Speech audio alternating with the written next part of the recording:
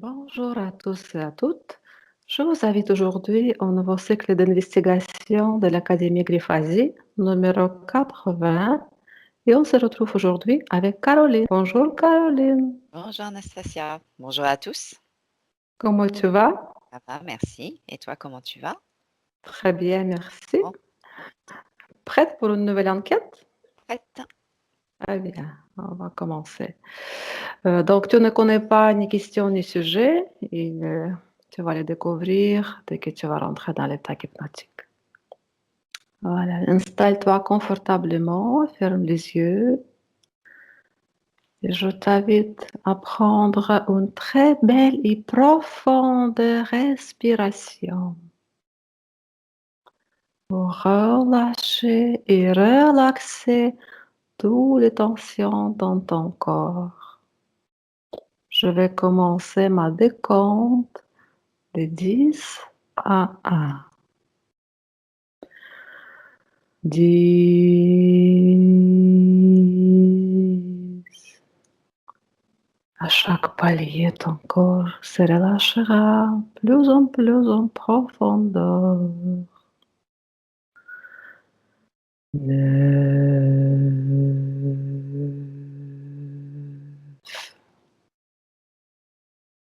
Tu vas plus en plus en profondeur. 8.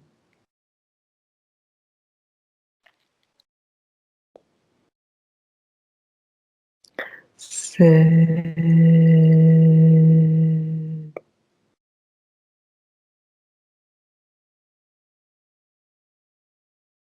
6.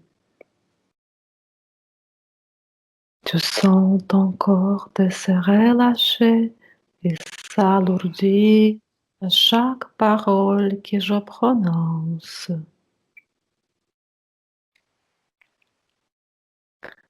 5.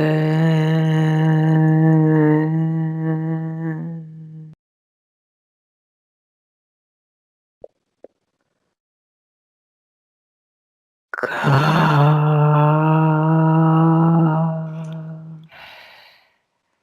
Tu vas plus en plus en profondeur de toi.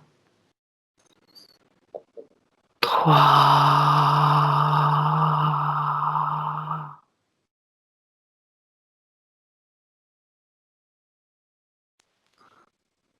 2.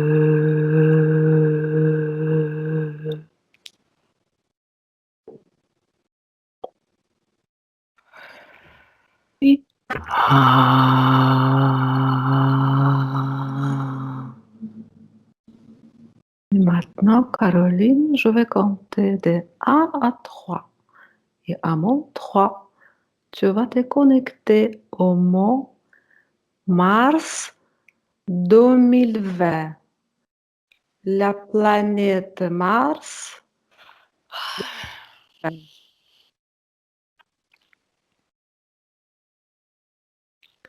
1, 2 et 3. Connecte-toi au mot la mission, la planète Mars 2020.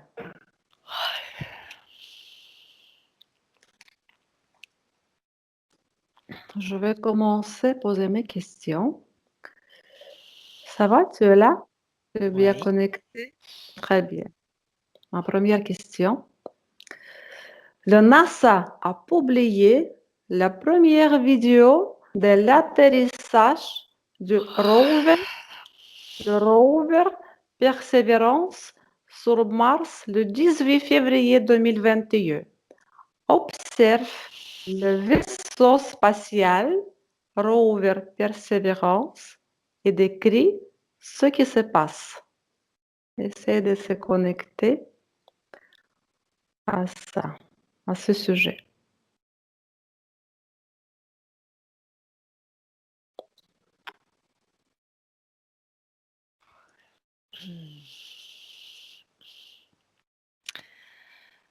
Je vois une salle de commande Une salle de surveillance avec plein d'écrans. Mhm. Bien.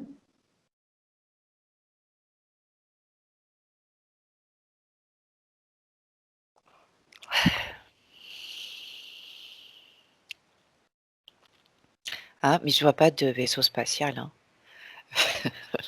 Oui. Et C'est une salle de mhm. commande, Bien. Est-ce que tu peux visualiser les premières vidéos de l'atterrissage? Concentre-toi. heu, je vois pas d'atterrissage, hein. Mhm. C'est comme, à la télé.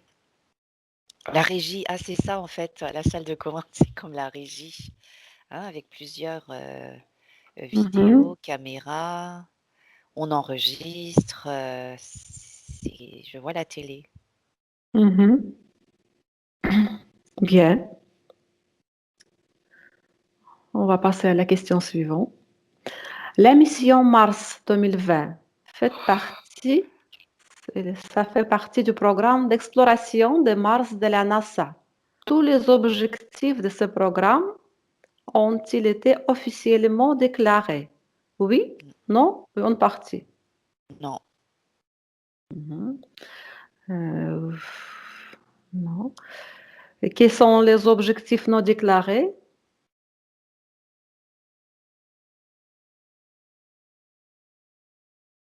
tout n'est pas dit. Il y a des choses cachées, on dit pas la vérité. On n'annonce pas clairement que, en fait, ça fait longtemps qu'il y a des échanges avec Mars. C'est pas Mhm. la première fois s que ça communique, hein. Bien. Euh, et pourquoi ils ne sont pas déclarés ça? Parce que l'humanité n'est pas prête. On me Mhm. fait tellement croire depuis longtemps que la Terre est unique, lieu d'habitation, de vie, de, mmh,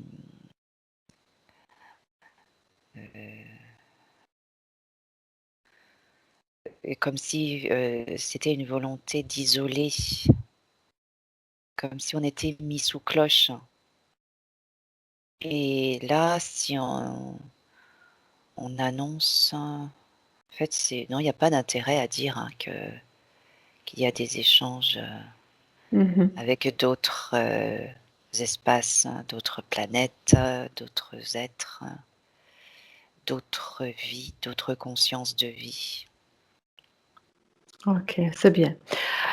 Par qui ou par quoi on était voulu et planifié les missions sur Mars?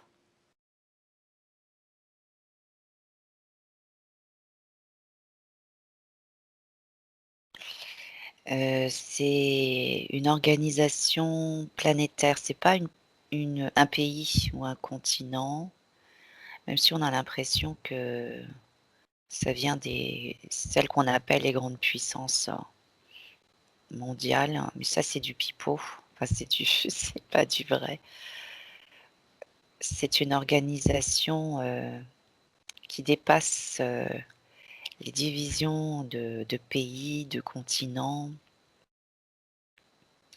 Alors je vois comme un conseil administratif, des réunions autour d'une table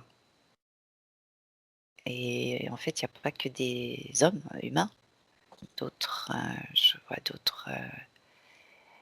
d'autres êtres. Mhm. C'est un conseil, oui, intergalactique.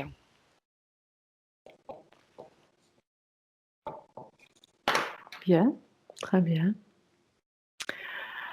Par rapport à ce qui a été précédemment perçu, observe quelle relation existe entre la Terre et la planète Mars.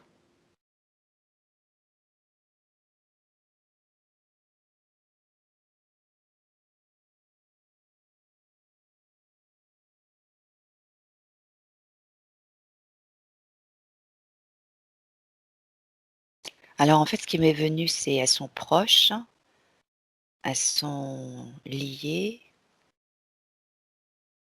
parce que je voyais des allers-retours entre les deux.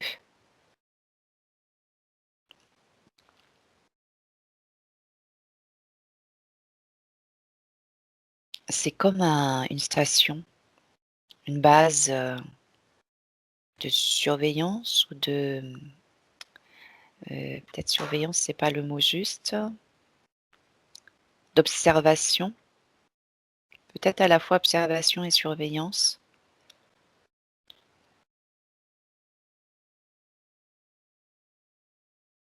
Mhm.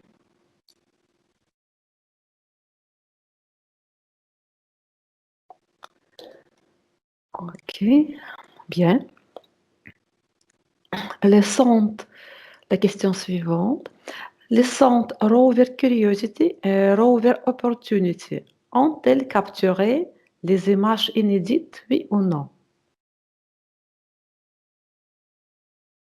Des images inédites dans le sens jamais vues, non.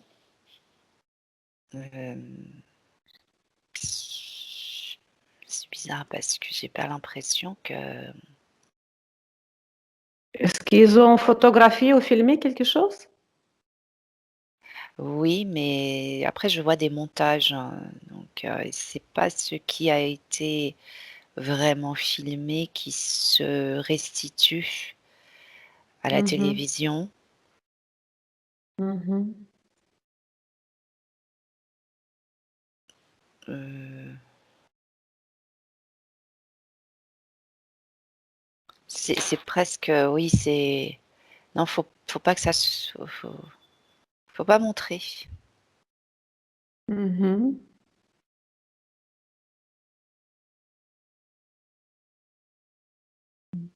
Est-ce que tu visualises qu'est-ce que c'était en réalité? Moi, je vois des installations, alors si je me connecte à Mars, là, je vois des installations, des bâtiments, des villes, c'est peut-être un grand mot, mais il y a de l'activité, presque, voilà, une vie quotidienne qui s'organise, Mhm, c'est c'est animé, oui, et bah, il faut pas le montrer. Donc on va montrer, le désert, les cailloux, mhm, l'aridité, mhm, le le le le rien, enfin une terre, sèche, aride, en même temps il y a de la terre, hein, il y a de la matière, donc mhm, et c'est ça, on va nous montrer que non, non, mais il y a rien, presque, circuler, il y a rien à voir, on vous montre qu'il y a rien et que nous mhm, restons les terriens, les seuls, dans la galaxie. mhm. Intéressant, oui. Bien. Les principaux objectifs fixés et déclarés par la NASA sont: le premier objectif déclaré est de déterminer si la vie a jamais existé sur Mars. Que perçois-tu ou visualises-tu à ce sujet? La vie a existé sur Mars. La question, elle se pose, mais c'est peut-être pas la bonne question. C'est pas cette, pas la vraie question là. Mhm. Ok. Là, tu vois que la vie a toujours existé. C'est Alors, bien moi je vois ça. de l'eau qui coule. Mhm. Voilà, il y en a peut-être moins que sur terre, mais c'est bizarre, hein, c'est quand je vois Mars, je tout de suite je vois la Terre aussi. Mhm. Bien. Bon, on va revenir à ces questions après. La question suivante, si il y a une vie intelligente sur Mars, Mars et comment les Martiens vivent-ils les missions humaines sur leur planète? Alors, c'est pas des Martiens dans le sens natif de Mars, ce sont des installations. Donc chaque groupe a son territoire d'installation. Mhm. C'est Oui. comme ça que ça m'apparaît et il y a Mhm. des bases, donc des échanges, des réunions, des cellules de crise. Je suis Mhm. désolée, je ne sais pas pourquoi ça me fait rire, mais ça, oui, c'est ça, ça discute, ça s'échange des informations, des observations, des compréhensions, des stratégies. Ah Mhm. oui, c'est peut-être une base aussi pour, réfléchir ensemble, pour maintenir une harmonie ou une paix sans doute. Je Mhm. vois que quand même vraiment ça s'active, hein. Alors il y a des laboratoires, il y a des réflexions, il y a des études, de la recherche, hein. Tout ça s'organise, de manière, structurée. Mhm. Donc je vois plein de machines ou de choses sophistiquées. Ah, il y a un côté quand même militaire dans le sens, on se tient prêt. Il y a oui, je vois aussi des laboratoires, une partie de laboratoire, pour, comment? Féconder. C'est ça qui me vient, féconder, faire pousser, oui, expérimenter, enfin, créer des expérimentations. Parce que je sais pas, je vois des plantes, là. À l'intérieur du laboratoire ou à l'extérieur de la planète? Ah, sur Mars, oui. Mhm. Parce que là, je survole, rapidement les différents secteurs.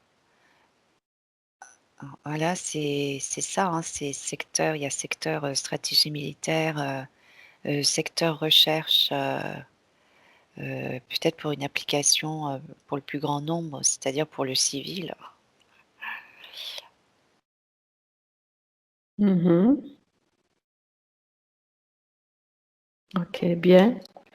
Quelle déclaration la NASA publiera-t-elle sur la vie sur Mars?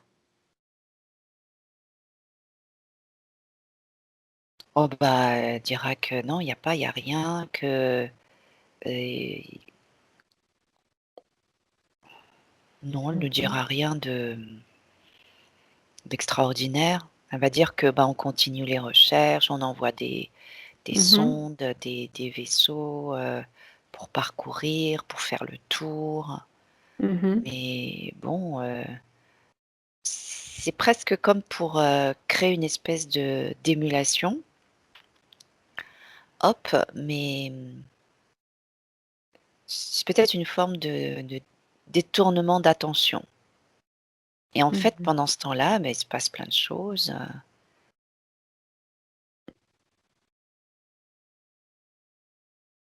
tout s'organise,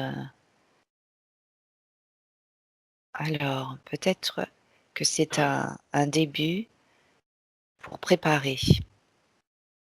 Ah, j'entends préparation. Il y a beaucoup de préparation parce qu'on y va très doucement, très lentement pour pas brusquer, pas créer une panique. Mhm.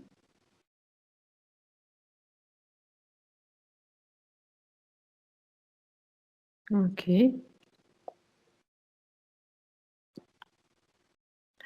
Le deuxième objectif affiché est de définir, pardon, le climat de Mars. Définir le climat de Mars. Quelles sont les conditions climatiques que tu perçois ou tu visualises?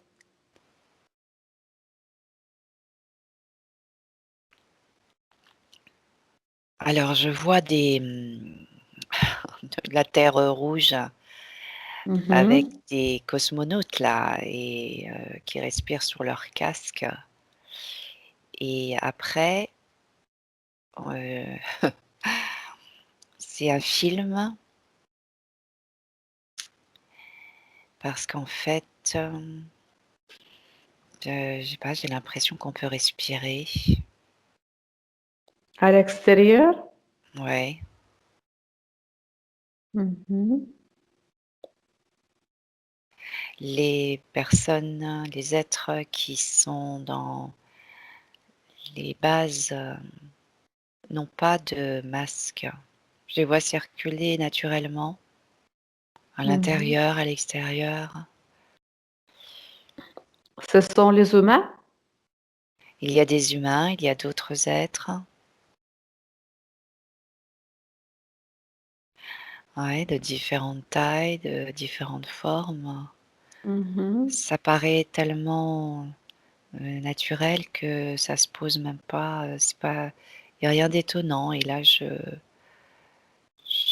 quand je me mets au milieu, c'est voilà, ça passe, ça repasse, c'est là et bon Mhm. et même moi, j'ai l'impression d'être: «Ah bah, c'est bien là, je me sens pas du tout en danger, en difficulté ou inquiétée». Mhm. Bien. Et que déclara la NASA par rapport au climat de Mars? Ah ben, la NASA va dire que c'est un climat aride, chaud, très sec, qui brûle, où on ne peut pas respirer, enfin que l'humain ne peut pas respirer. Mhm. Bien. Le troisième objectif, d'étudier les formations rocheuses de la planète rouge dans le but de dévoiler plus d'informations sur les processus géologiques. Quelle information peux-tu percevoir ou visualiser?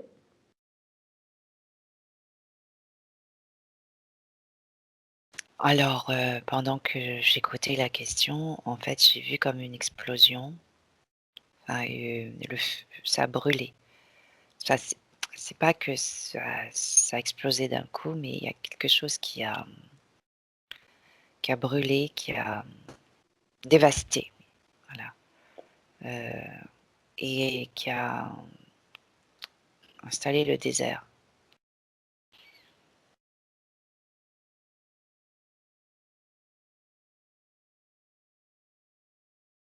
Ça a desséché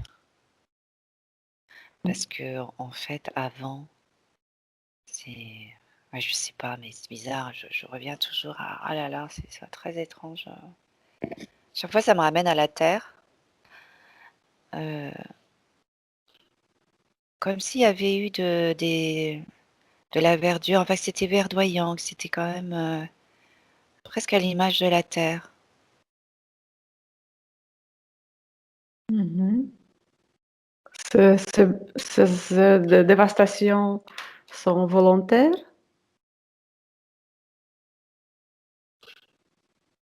Il y a eu une destruction. Volontaires par quelqu'un ou non? Ou ce processus naturel de la planète?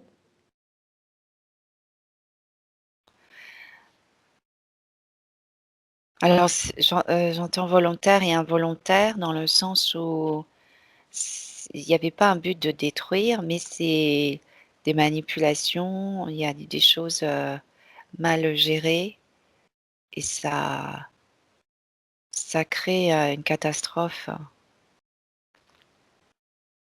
Mhm. Ok, bien.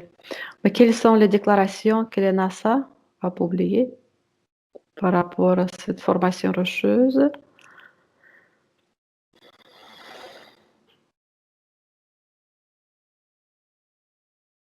Ah, peut-être de l'expliquer comme ça, qu'il y a des millions d'années, il y a eu la vie sur Mars et que cette vie, a subi une extinction, du fait de l'orientation de la planète ou de la circonvolution autour du Soleil, ou encore voilà, une histoire de magnétisme ou d'attraction qui a modifié le cours ou le parcours de la planète autour du Soleil. Mhm. Et qui expliquerait donc cette désertification parce qu'il y a eu voilà, un cataclysme climatique, un réchauffement excessif qui a tout brûlé. Mhm. Bien. Le quatrième objectif déclaré est la préparation de la future exploration humaine. Que perçois-tu, visualises-tu par rapport à ce sujet, ce qui va se passer? Alors je vois là je vois un vaisseau qui atterrit sur la base, Mhm. donc qui vient simplement ravitailler, je ne sais pas si c'est le bon mot, Mhm. qui vient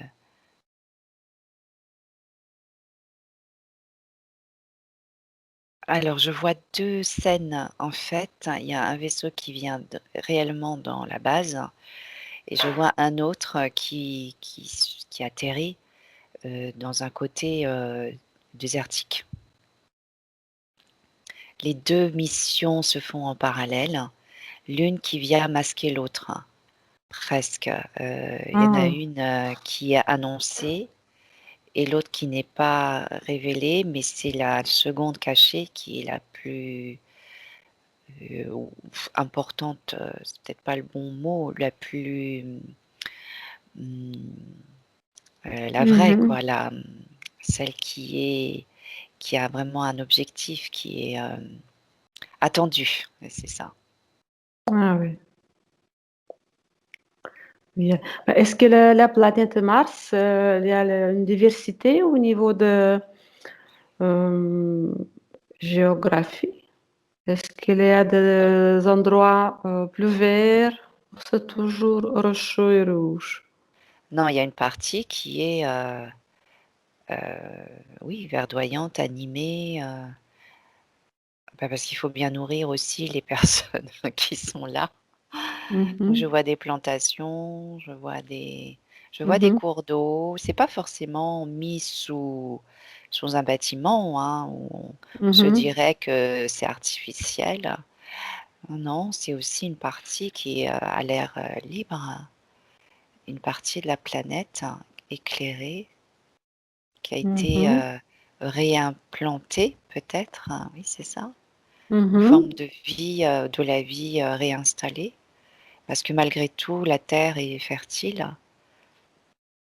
Mhm. Parce qu'en fait, il y a des À l'extérieur, oui. procédés, Mhm. oui, des technologies qui permettent et c'est pour ça qu'il y a aussi, cette collaboration avec d'autres êtres, Mhm. alors ça ne s'est pas diffusé sur l'ensemble de la planète, parce que alors j'ai l'impression que ça reste un peu à l'état expérimental. Pourquoi ça reste comme ça? Heu, il y a pas à se presser. Mmh. OK. Et c'est pourquoi il y a une autre partie qui reste désertique? Mhm. Mais quand, on envoie de la Terre des sondes ou des appareils pour, filmer ou photographier, c'est dirigé sciemment vers, ces parties désertiques. On ne va pas aller, photographier, là, les parties où il y a de la vie. Mhm. Ça fait un peu base secrète, mais en oui, c'est ça, ça fait un peu base secrète, faut pas encore Mhm. le dévoiler. OK, bien. Mais, d'autres, personnes qui sont en train de explorer Mars, ça vient d'où? d'autres planètes ou ils sont d'autres apparences? Est-ce que tu peux visualiser? Oui, d'autres galaxies, Mhm. d'autres planètes aussi, d'autres de notre système solaire. Mhm. Alors, je vois aussi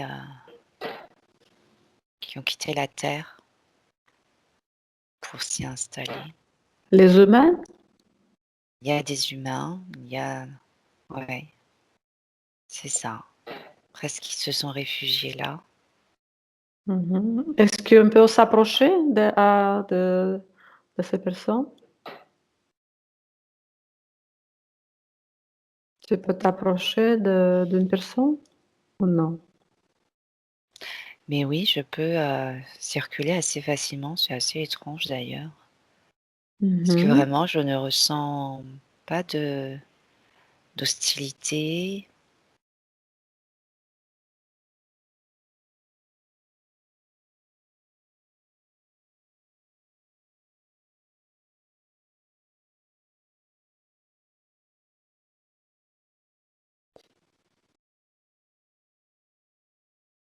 Mhm. Ce sont les humains que tu vois. Il n'y a pas que ça, mais les Il n'y a humains pas aussi. que... Mhm. Non, il n'y a pas que les humains. Alors, il y a des humains qui ont été envoyés là pour travailler. Il y a Mhm. des humains qui ont décidé de rester là. Ça fait aussi genre colonie, de vivre là. Et bah, comme certains sont nés là, c'est même naturel. Mhm. Est-ce qu'on peut rentrer dans un contact télépathique avec une de ces personnes? Est-ce qu'elle l'autorise? Oui, et c'est assez, enfin, c'est accueillant. C'est très Oui. étrange comme Mhm. sensation. C'est presque, il y a de la, il y a de la joie. Enfin, ils sont Très bien. contents, oui. Tu peux demander l'autorisation pour poser quelques questions, s'il te plaît? Oui, c'est OK. Tu peux demander son nom,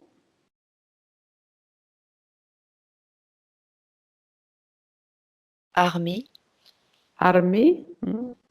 Depuis combien de temps elle habite Mars? C'est un homme ou une femme? c'est un homme.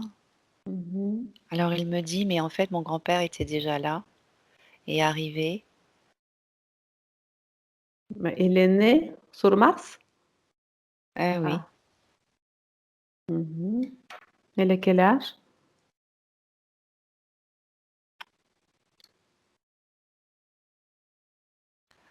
Alors c'est Est-ce qu'ils sont notion l'âge sur Mars? c'est bizarre parce que là, j'étais basculée entre 20 et 80. C'est pour ça que je rigolais, je comprenais pas. Il m'a pas l'air âgé, il m'a pas l'air parce que je vois pas de rides. Mhm. Il m'a pas l'air jeune. Qu'est-ce qu'elle est en train de faire? Il travaille? Horticulture. Oui, il me dit horticulture. Horticulture. Mhm. D'ailleurs, il a une combinaison, enfin oui, une un habit de travail. Mhm. Il ne doit pas porter un masque ou un Ah casque pour non, respirer? Mhm. non, et moi non plus, hein. Enfin, je me vois pas avec, Mhm. non. Bien, intéressant. Mhm.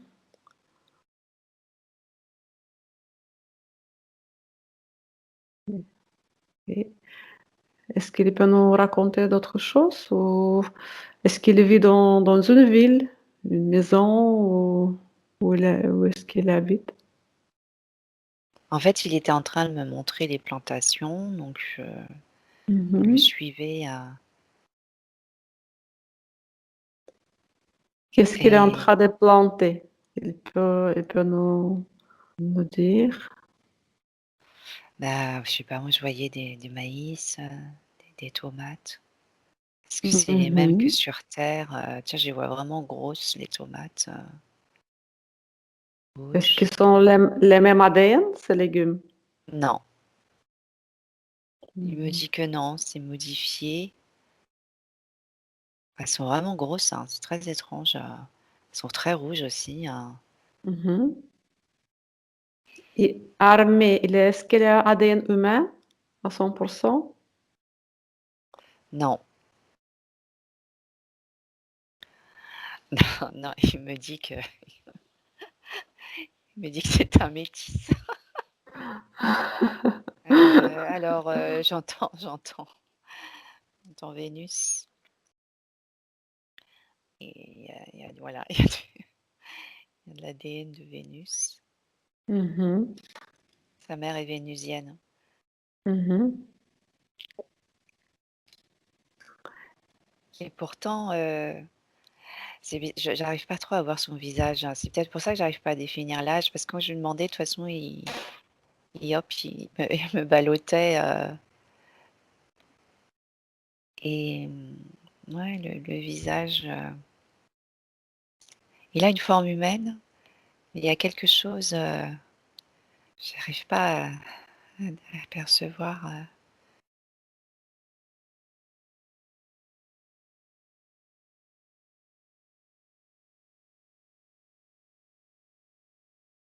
Ouais, bon, Mhm. d'accord.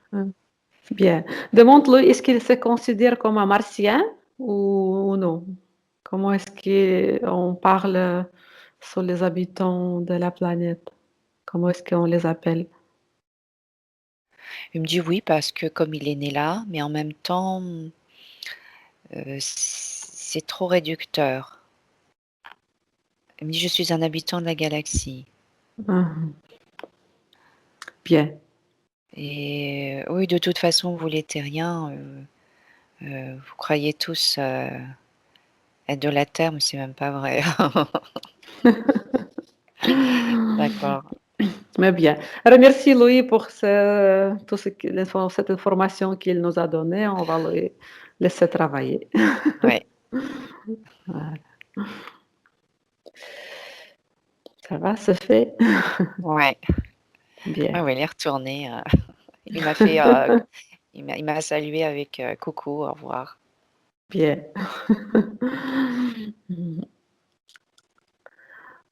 Bon,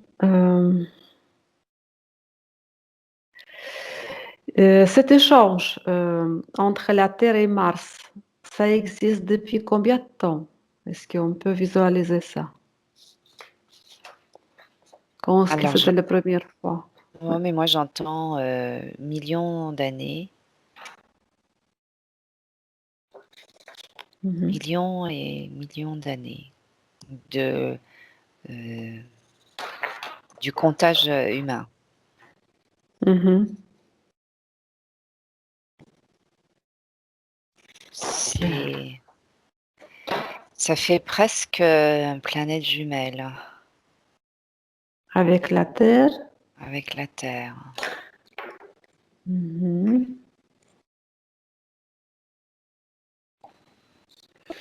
Cette organisation planétaire, tu peux approfondir un petit peu? Qu'est-ce que tu perçois par rapport à ça?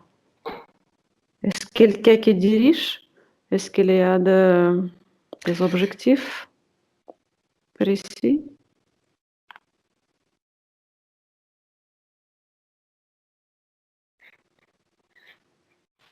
Alors en fait, c'est une organisation qui a la volonté de maintenir la domination sur la Terre et ainsi, il ne faut surtout pas que ses habitants prennent conscience qu'il y a d'autres formes de vie, d'autres,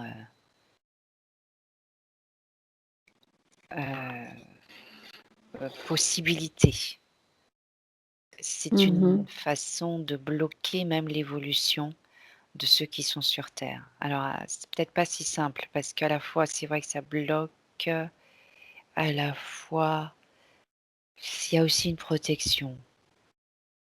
On bloque, ça protège. Ah. Donc, en soi, c'est pas bon ou mauvais. C'est pas le bien ou le mal, c'est, Mhm. il y a un équilibre à maintenir. Mhm. Donc,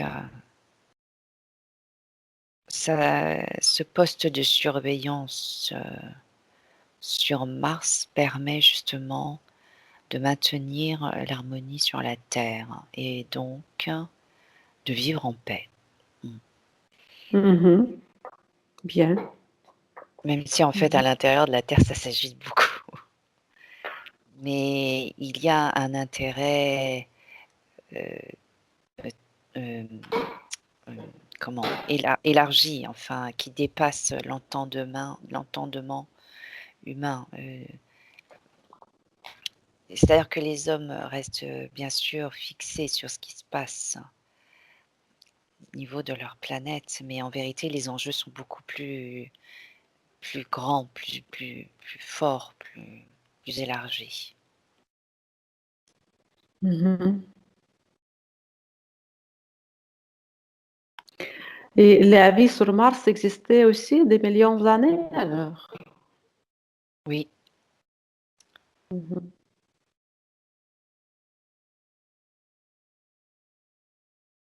oui, mais comme si elle avait était moins fertile, c'est ça, que la Terre. Il y a eu des essais sur les 2 planètes et là où ça s'est déployé, c'est sur la Terre. Sur Mars, ça a mis plus de temps, où il y a eu mmh, plus de ratage, d'échecs, ouais, c'est ça. Alors Mhm. c'est dû à quoi? La Mhm. constitution même, de chaque planète. Oui, sans doute qu'à la base déjà la planète Mars semblait plus aride, moins, oui c'est ça, dans le sens moins fertile, c'est que tous les éléments n'étaient pas réunis comme sur Terre. C'est vrai Mhm. que la Terre a une spécificité. Oui, en soi, elle est unique dans son genre, d'être, en fait, aquatique. Mhm. Mais pas seulement, c'est pas que de l'eau et il y a aussi de la roche. Mhm. Parce que quand je disais aquatique, j'ai vu d'autres planètes où il y avait que de l'eau, donc on s'y noie un peu là. Mhm. Et sur Mars, est-ce qu'il y a peu d'eau? Problème d'eau ou non? Là oui, là il y a problème d'eau, parce que ça s'est asséché. C'est pour ça que Mhm. ça pas ce qui se passe sur la colonie ne peut pas s'étendre, forcément. Il faut trouver un Mhm. moyen, Mhm. d'avoir de l'eau. Mhm. Mais ouais, on peut pas forcément l'avoir de manière artificielle, hein. Comment, avoir de l'eau? Mhm. Et pourtant, quand je regarde à nouveau, les plantations, ça pousse. Mais ça pousse pas qu'avec de l'eau. Ah oui, c'est ça. Ah oui. Mhm. C'est pour ça que ça me paraissait si énorme là, les grosses tomates, hein. Mhm. Oui, c'est adapté pour avoir besoin de peu d'eau. Oui, c'est ça. Ah oui, c'est pour ça ils étaient modifiés Mmh. peut-être. Ouais, Oui. OK. Juste une question par rapport à, l'apparition des planètes Mars et la Terre. Est-ce qu'ils sont apparus plus ou moins en même temps? Vraiment toutes les origines. Est-ce qu'on peut avoir cette information?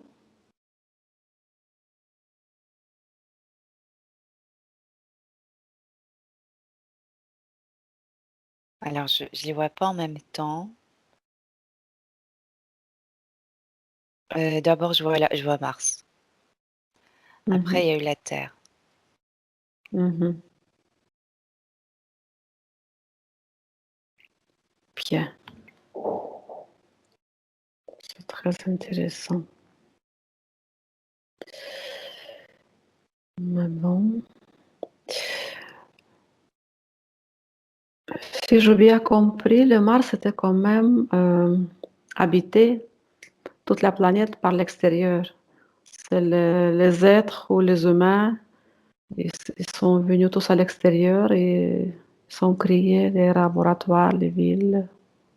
C'est ça que tu aperçois?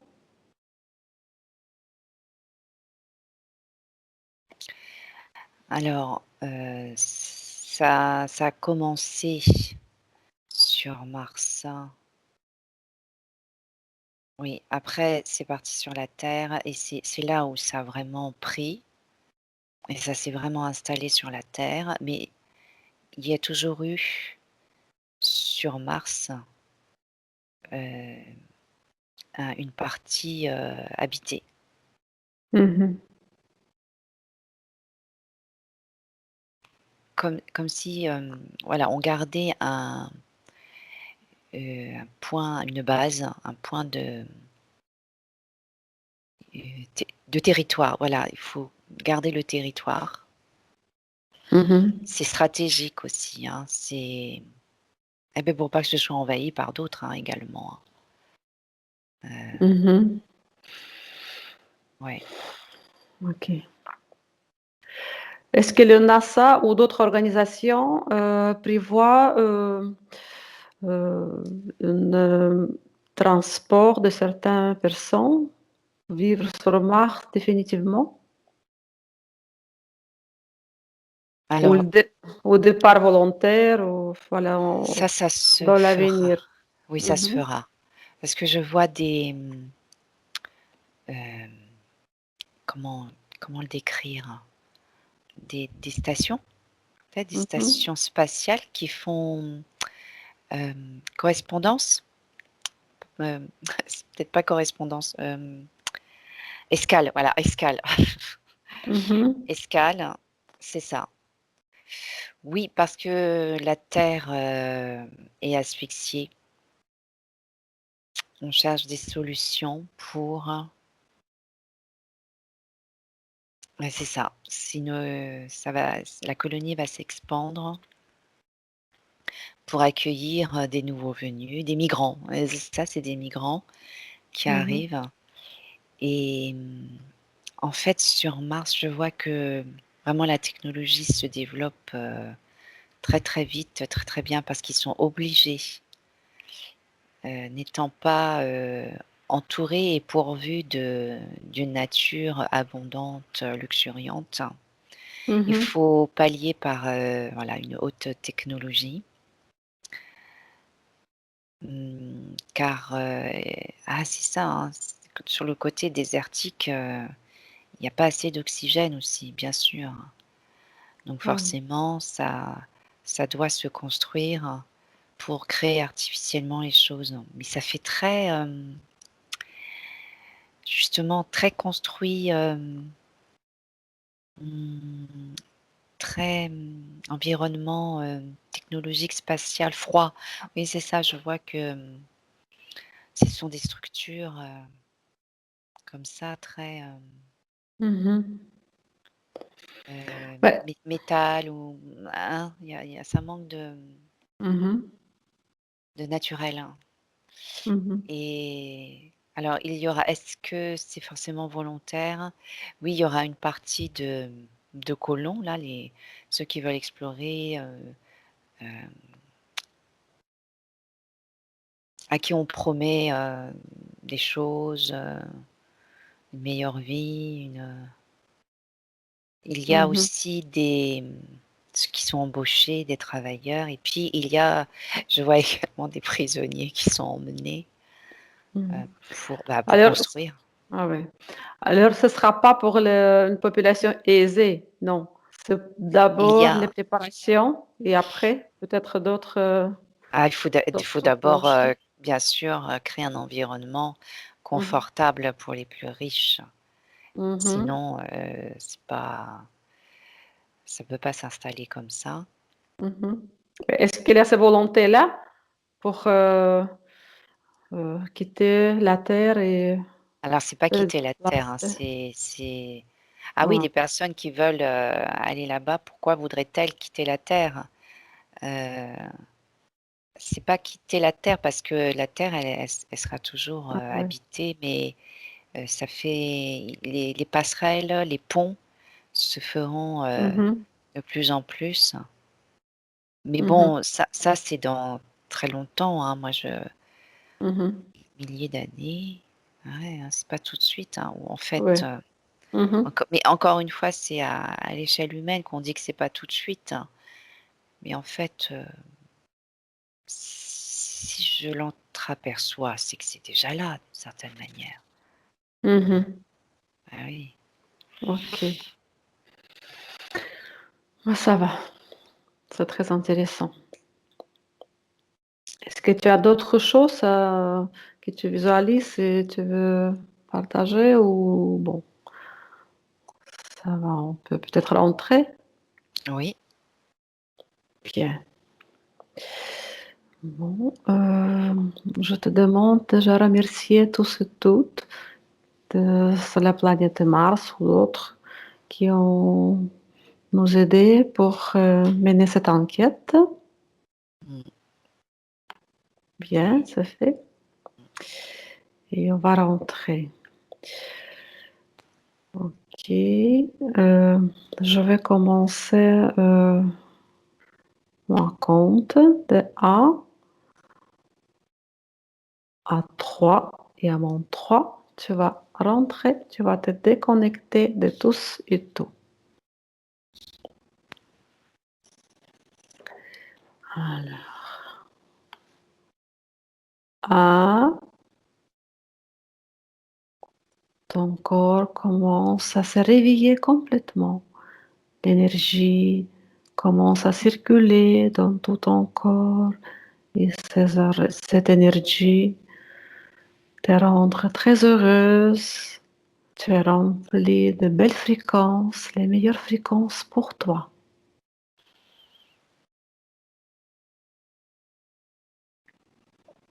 2, tu continues de réintégrer ton corps complètement, très équilibré, bien réajusté.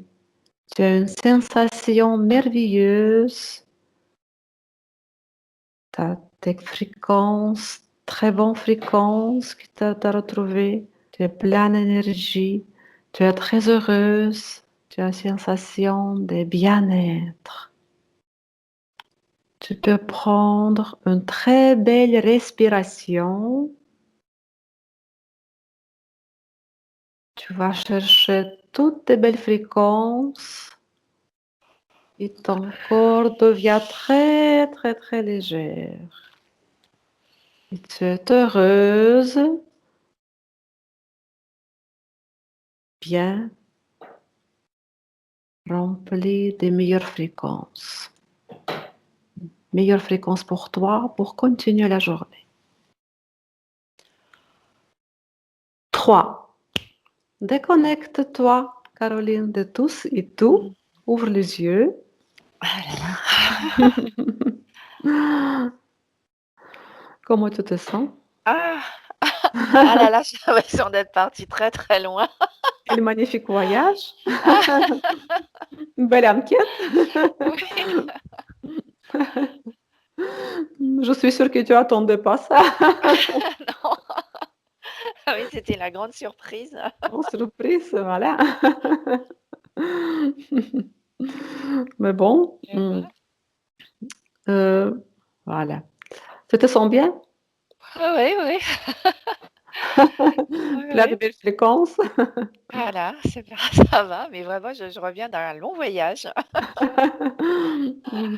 Magnifique. Mais bon. Moi, je vais remercier tous et toutes qui sont participés à cette enquête.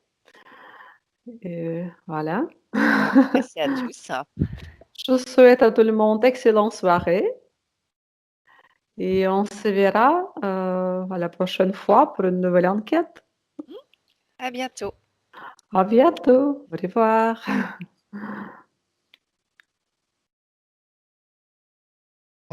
Della cosiddetta sessione di ipnosi investigativa. In realtà non esiste una sessione di ipnosi investigativa. Non che non si possa fare investigazione di ipnosi, però è che non esiste una sola sessione di ipnosi per dire si è fatta investigazione, per prendere quell'informazione come buona. Perché? Sappiamo intanto che l'informazione che arriva in ipnosi è molto contaminata, la percentuale di inquinamento dell'informazione è altissima. Pensate a questa informazione che viaggia per tantissime dimensioni, attraversa densità, passa per coscienze che volontariamente o involontariamente possono distorcerla e poi arriva infine alla persona che sta in ipnosi, che ha una coscienza, ha una mente, ha un'esperienza e interpreta questa informazione secondo la sua struttura mentale, secondo le sue credenze, che per quanto si possa essere più o meno liberi mentalmente, liberi pensatori, sempre c'è una parte subliminale che interpreta in base all'educazione ricevuta, alla cultura e perché no, anche tutte le esperienze di esistenze passate che ancora lasciano un segno in noi. Per capirci, è come se dovessimo parlare con un'altra persona immersi nell'acqua, a qualche metro di distanza, cercando di utilizzare un mezzo, che è quello della corda vocale, che è fatto per produrre suoni da trasmettere nell'aria. Noi stiamo utilizzando questo strumento per far passare un'onda sonora nell'acqua o in un liquido.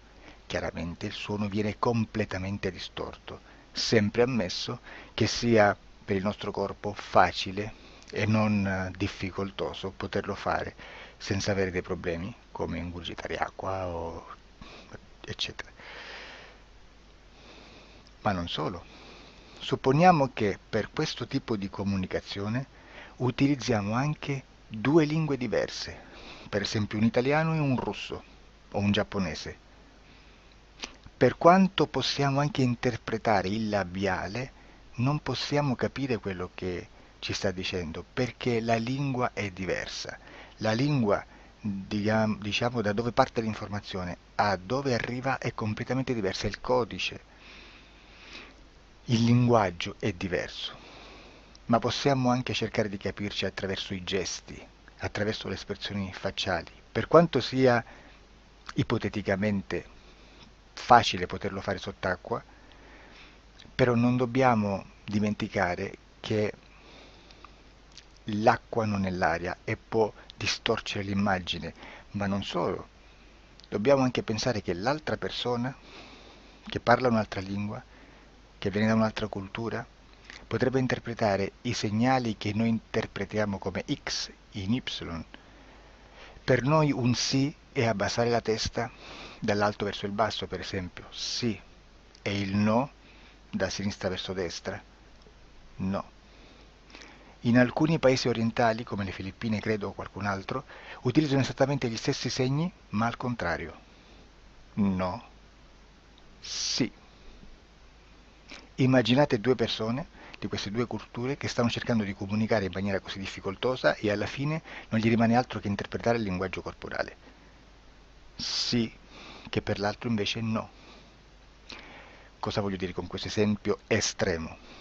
Che l'informazione da dove parte a dove arriva viene completamente deformata. Non sappiamo esattamente quale percentuale perché ogni situazione è a sé stante, però la percentuale di inquinamento, di distorsione, di contaminazione di questa informazione è assolutamente alto. Quindi fare una sessione investigativa, mettere una persona in ipnosi e chiedere di Tizio Caio Sempronio di una situazione o chiedere certi dati è assolutamente controproducente, è assolutamente inutile.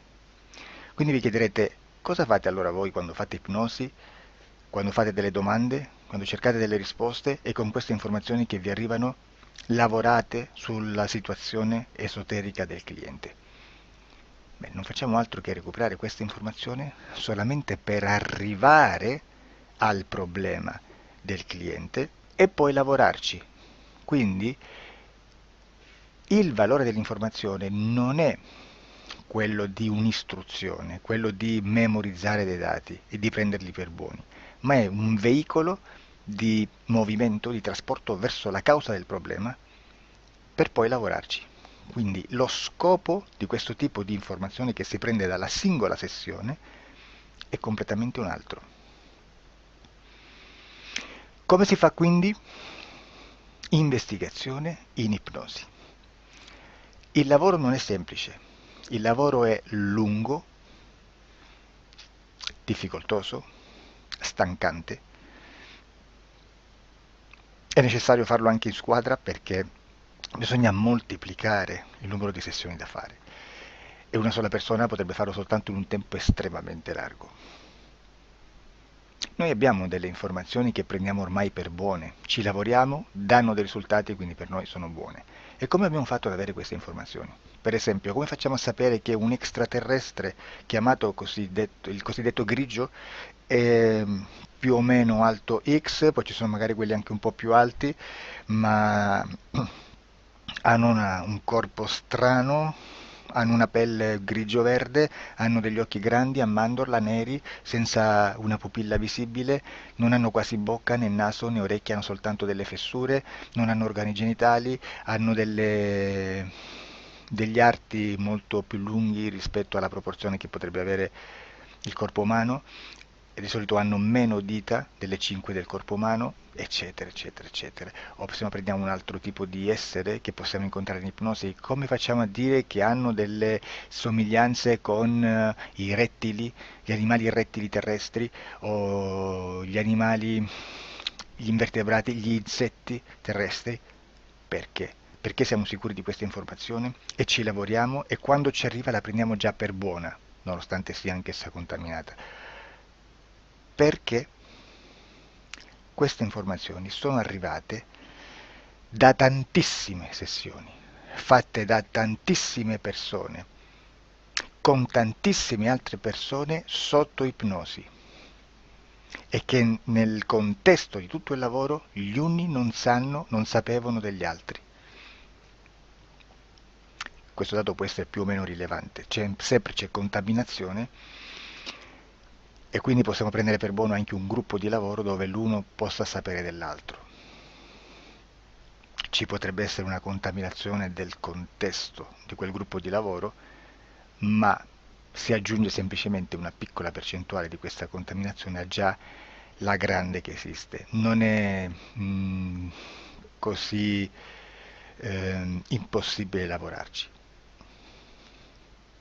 Da tutte queste sessioni, da questo grande numero di sessioni, migliaia, diciamo migliaia, noi prendiamo solamente quell'informazione che è uguale a tutte, che è in comune a tutte, o a quasi, perché magari qualcuna ci potrebbe essere niente in comune per una fortissima contaminazione, perché no? Ma dobbiamo prendere una stragrande maggioranza, proporzionalmente abnorme rispetto a quello che potrebbe essere un minimo di scartabile, e lì possiamo prendere per buona questa informazione. Quindi se noi su 10.000 persone diverse, con operatori anche diversi, in cui in ogni sessione vediamo un essere che più o meno ha le stesse caratteristiche del grigio o dell'insettoide, a forma di mantide religiosa, o il rettile a forma di lucertola, per esempio, di serpente o di quello che sia, o se vediamo il pianeta Marte più o meno di colore rosso, o se vediamo dei sotterranei eterici, non fisici, nel sottosuolo terrestre, soprattutto sotto le grandi città, dove c'è concentrato molto potere, molta energia di questo tipo, e che più ne hai più ne metta. Se vediamo degli impianti che hanno certi tipi di funzioni, certi tipi di forme in certe parti del corpo, e questa informazione la ritroviamo tutta o quasi in tutte le sessioni fatte, eseguite, realizzate da tanti anni a questa parte, significa che quella è una informazione affidabile. E vi posso garantire che stiamo parlando di una percentuale bassissima. Su un 100% staremo, credo, forse più in basso di un 2-3%. Immaginate, tutto il resto è spazzatura, è informazione spazzatura. Sì, spazzatura.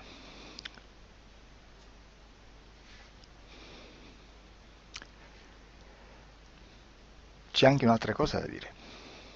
Supponiamo che un operatore faccia un'ipnosi e voglia andare a vedere cosa fa Tizio, cosa fa Caio, cosa fa Sempronio. Arrivano delle informazioni e si dice che Tizio è biondo, Caio è zoppo e Sempronio è uno sportivo. Intanto già abbiamo detto che una sessione soltanto non serve, d'accordo?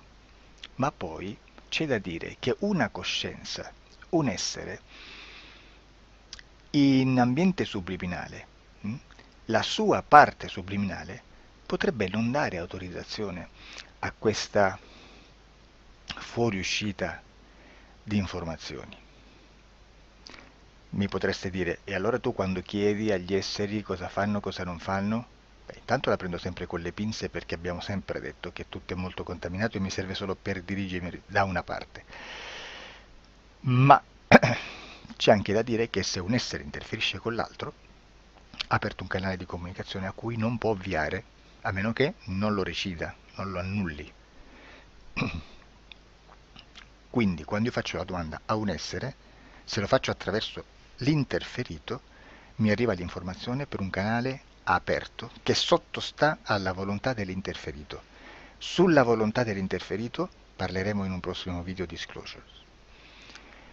Però, se io voglio fare un'investigazione sopra Tizio, Caio e Sempronio che non hanno nessun collegamento, nessuna interazione e nessuna interferenza con il soggetto con cui io sto realizzando l'ipnosi, non è detto che mi arrivi questa informazione. Assolutamente. Potrebbe esserci completamente un muro. Come potrebbe esserci informazioni perché quell'altra parte potrebbe autorizzare comunque. Ma non è detto.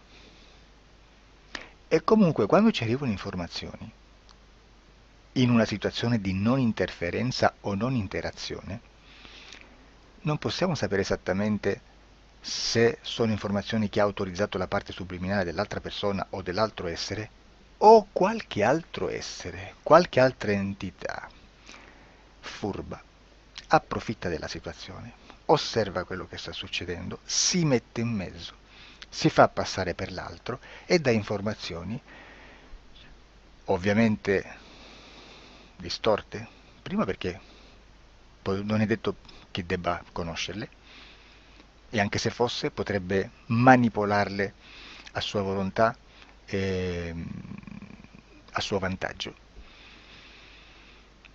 E quindi immaginate che situazione ridicola ci si viene a trovare, in quale situazione ridicola ci si viene a trovare in questi casi. Da qui si vede quando un operatore riesce a utilizzare l'informazione in ipnosi come per lavorare su un soggetto.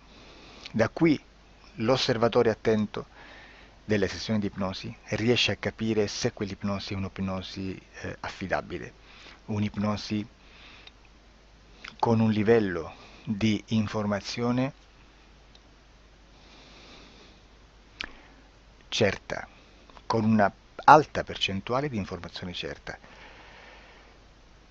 Non vi nascondo che in futuro potrei anche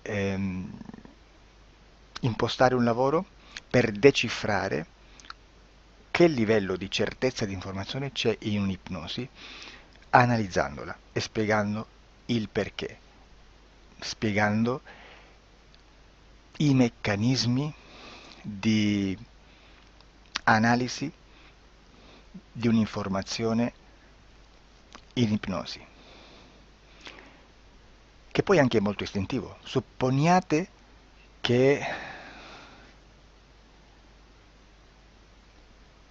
che dobbiamo cercare un'informazione su internet, per esempio un fatto di cronaca. Voi preferite mettervi su un sito ufficiale? A caso. L'ANSA in Italia, ADN Kronos, qualche telegiornale che per quanto possano manipolare l'informazione ad alti livelli, comunque possiamo dare affidabile la fonte dell'informazione che viene trasmessa. Non possono trasmettere una bufala sicuramente. Verrà sicuramente manipolata ad altri livelli. Ne parleremo in altri video, ma a livello base la fonte è certa. Sicuramente non andrete a cercare questa informazione sul primo sito, il primo blog che vi passa davanti e magari ha 4 followers. Perché? Perché non vi dà nessuna garanzia della certezza della fonte. Non c'è un controllo né nella struttura interna di questa agenzia di informazione e né dal grande pubblico, che per la quantità di persone che attingono quell'informazione si può dedurre se l'informazione è certa o meno, perché è un'informazione che passa in un pubblico così vasto che se ci dovesse essere una distorsione con la realtà è molto probabile che venga fuori. Credo che abbia detto quasi tutto sulle sessioni investigative. Prima di chiudere aggiungo che proprio per questo stiamo conducendo dei cicli di investigazione in ipnosi regressiva che comprendono tante sessioni con persone diverse, con una buona o eccellente suscettibilità ipnotica sicuramente, per poter indagare su spazi ristretti su alcuni temi. Perché dico spazi ristretti? Perché se andiamo a prendere eventi grandi nel tempo, nello spazio, storici, parlare di qualcosa di molto generico implica una quantità di sessioni abnorme. Immaginate se dovessimo fare una sessione investigativa sui buchi neri, quanta informazione ci sarebbe e quante informazioni da filtrare. Sarebbe quasi impossibile farlo in questa maniera. Ma se noi riduciamo lo spazio di investigazione, se noi prendiamo per esempio, investighiamo sulla pedofilia nella Chiesa Cattolica, ecco, se già restringiamo il campo d'azione è molto più facile che possiamo attingere informazioni affidabili, presuntamente affidabili, con un numero di sessioni sicuramente alte, ma ridotte rispetto ad altri tipi di sessioni molto più generiche, su temi molto più generici. Quindi per fare anche delle investigazioni su temi molto generici bisogna suddividerli in temi, in dettagli, per poi alla fine, quando tutta l'informazione è stata filtrata ed è stata dedotta l'informazione comune, si possono mettere insieme per cominciare a costruire il quadro, mettere insieme tutti i puzzles. Questo è il vero senso dell'informazione in ipnosi, quando si fa ipnosi investigativa. La sessione per risolvere una problematica, un problema, con una presunta origine esoterica di un cliente, di una persona, è un'altra cosa, sono altri metodi, altre tecniche e l'informazione si usa in un'altra maniera, ha un altro scopo. Grazie, ci vediamo al prossimo video. Disclosure.